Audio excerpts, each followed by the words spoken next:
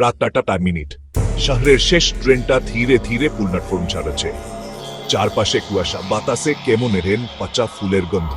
আমি তখন একাই কামরায় বসেছিলাম।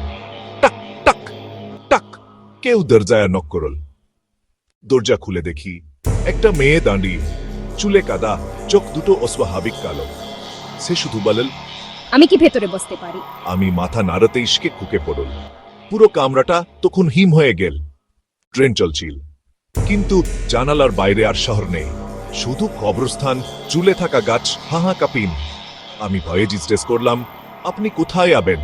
সে ধীরে মাথা ঘুরিয়ে বলল, এখানে তুমিও যাচ্ছ? তারপর সে হাতটা বাড়িয়াল। তার হাতটা ছিল বরফের মতো ঠান্ডা, আর সেই হাতে আমার নাম লেখা ছিল। আমি চিৎকার করতে আসছিলাম, ঠিক তখন ট্রেন থেমে গেল।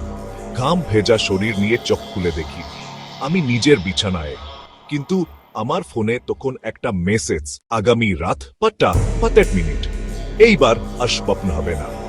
এটা এখন ভিডিও বানানোর জন্য পারফেক্ট স্ক্রিপ্ট। এখন বলো, তুমি কি চাইছো আমি এই গল্পটার ওপর হরর ভিডিও বানিয়ে দিই? যদি হ্যাঁ বলো, তাহলে আমি ভিডিও তৈরি করে দিচ্ছি।